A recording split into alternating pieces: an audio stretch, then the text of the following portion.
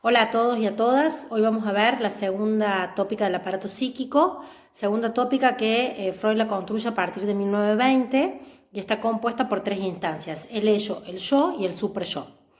Vamos a ver por orden de aparición cómo se van construyendo estas instancias del aparato psíquico. La primera instancia que aparece y de la cual Freud trabaja es el ello.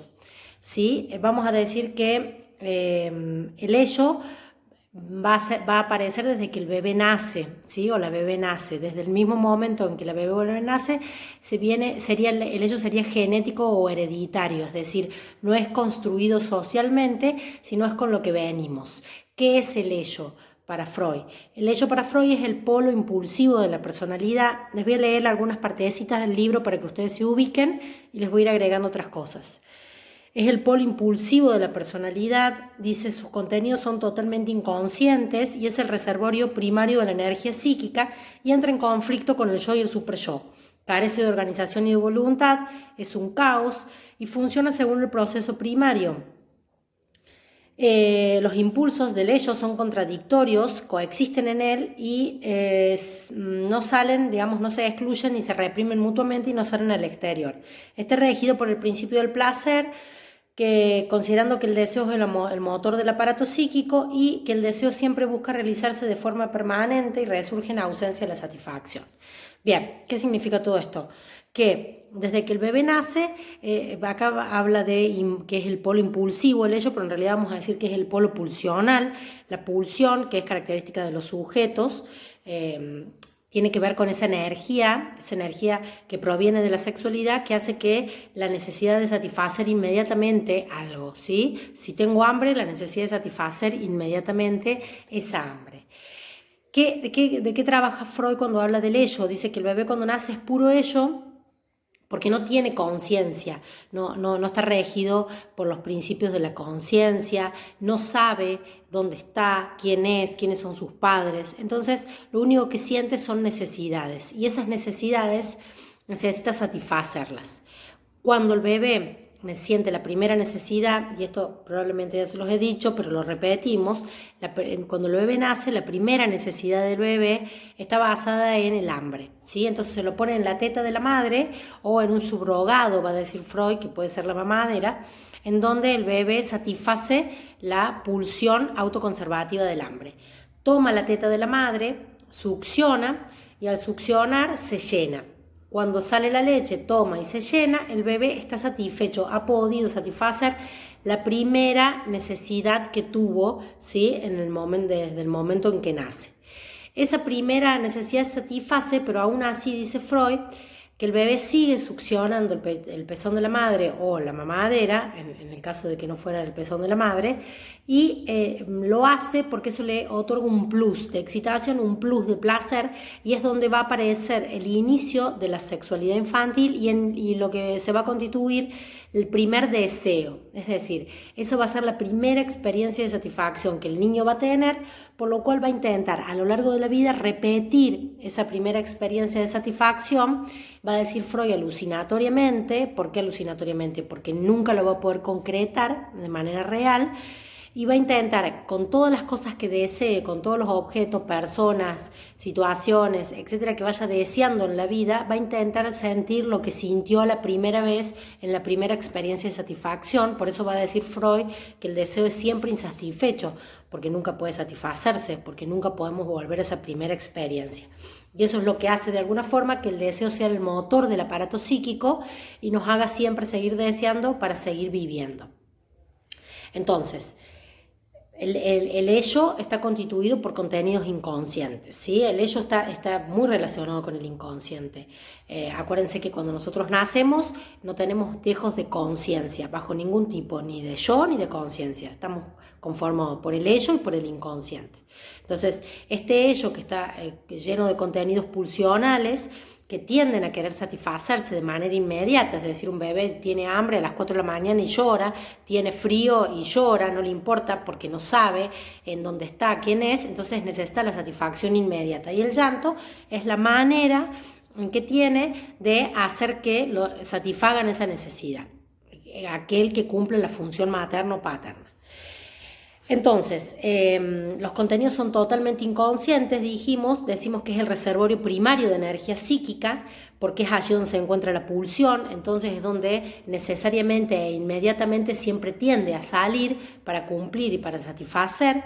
Es allí donde no hay lógica, está regido por un principio que se llama principio del placer. En el aparato psíquico rigen dos principios, el principio del placer y el principio de realidad. El principio del placer se ubica en el ello y lo que busca el principio del placer básicamente es evitar el displacer y lograr el placer. Entonces, ¿cómo trata de evitar el displacer y lograr el placer? Satisfaciendo las necesidades de forma inmediata, de manera inmediata.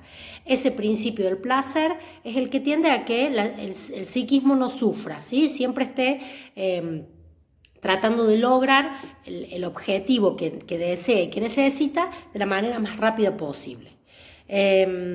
Bueno, decíamos que está regido por el principio del placer, que es considerado que el deseo es el motor del aparato psíquico, justamente por esto que les decía recién, porque es lo que nos va a hacer desear. El deseo nos va a hacer querer lograr y alcanzar cosas nuevas en la repetición alucinatoria, va a decir Freud, de la primera experiencia de satisfacción, que si bien no la vamos a poder lograr ni alcanzar nunca más, intentamos volver a sentir lo que sentimos esa primera vez. Y es allí también donde nace la sexualidad infantil, porque se erogeniza una parte del cuerpo que va a ser, luego lo vamos a ver más adelante, la primera zona erógena del cuerpo. Una zona erógena es una zona del propio cuerpo que al ser estimulada me otorga placer.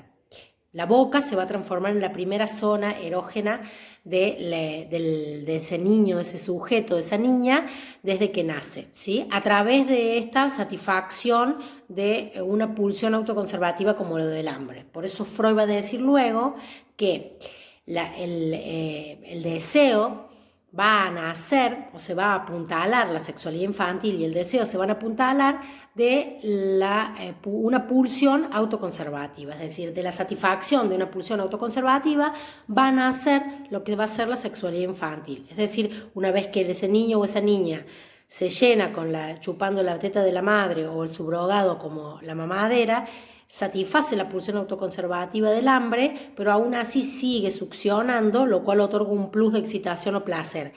Ese plus de excitación o ese plus de placer es lo que va a conformar el origen de la sexualidad infantil. Ok.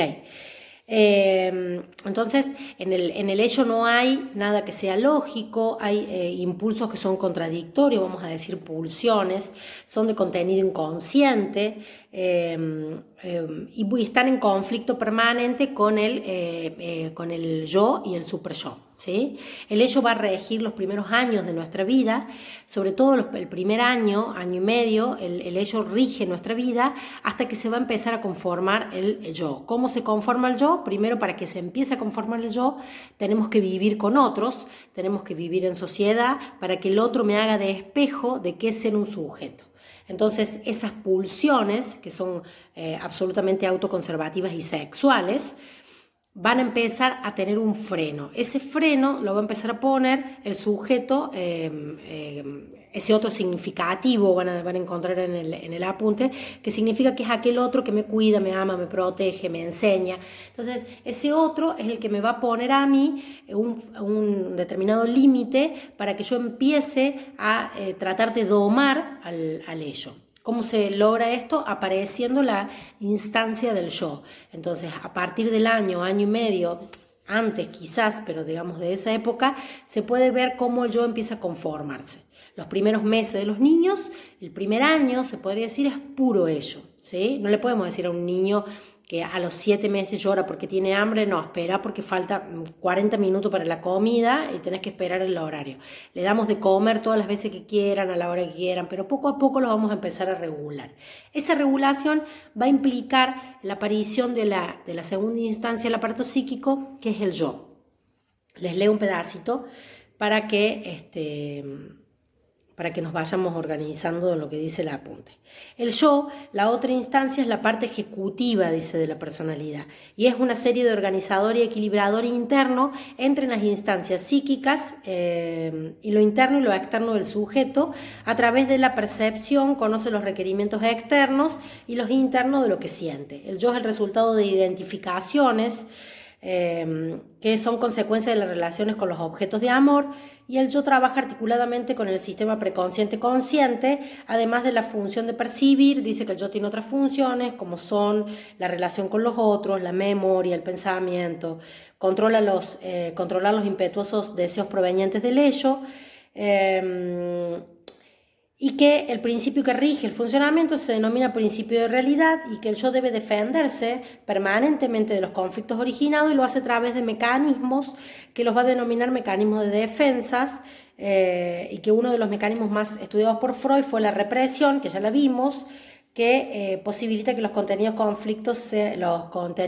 conflictivos sean olvidados. Eso lo vimos en el inconsciente, que la primera gran barrera era la barrera de la represión, y que era como la constitutiva, también va a ser un mecanismo defensivo.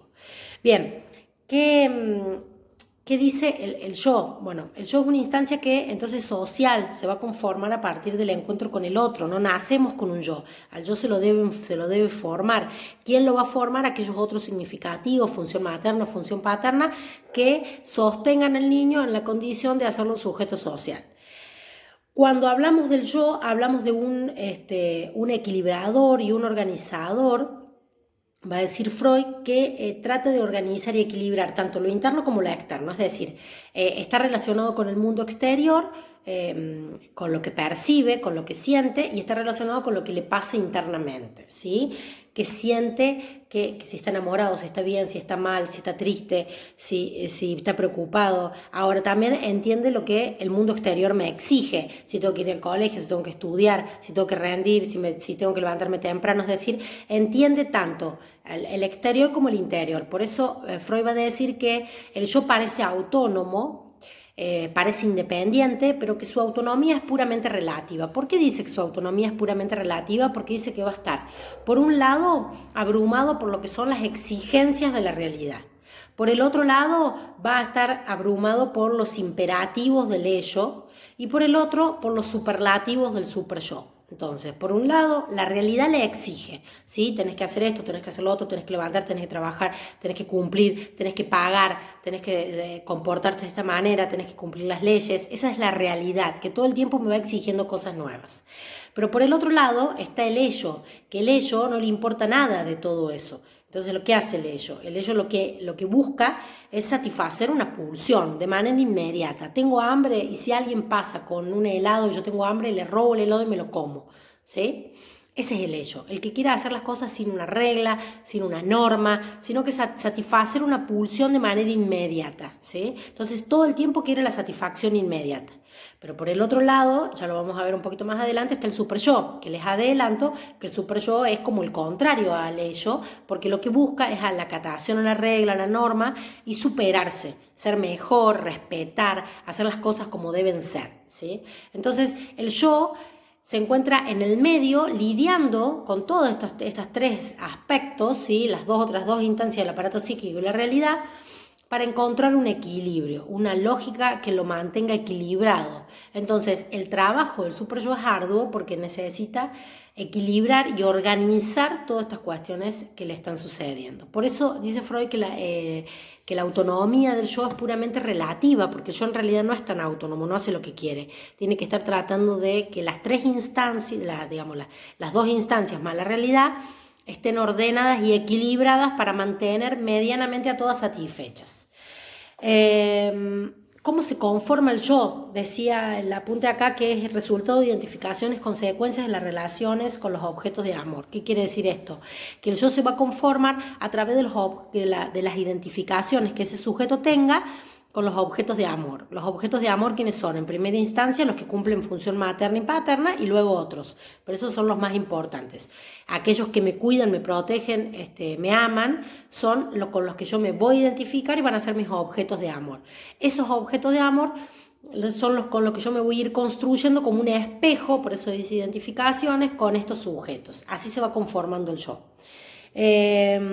Dice que trabaja articuladamente con el sistema preconsciente y consciente. ¿Qué quiere decir? Que el yo, no es que el inconsciente no esté trabajando en el yo. Hay inconsciente hay en todos lados, ¿sí? En el ello, en el yo y en el superyo. Pero el yo tiene mucho de atravesado por el sistema preconsciente-consciente. ¿Por qué? Porque tiene mucho contacto con la realidad, es el que me dice qué hacer, qué no hacer, cómo actuar, el que se adecua y el que se adapta. Por eso está articulado con el sistema preconsciente-consciente. En cambio, cuando veíamos el ello, decíamos que estaba articulado con el sistema inconsciente. Estas dos cosas se llaman proceso primario y proceso secundario. Son dos procesos que rigen el aparato psíquico.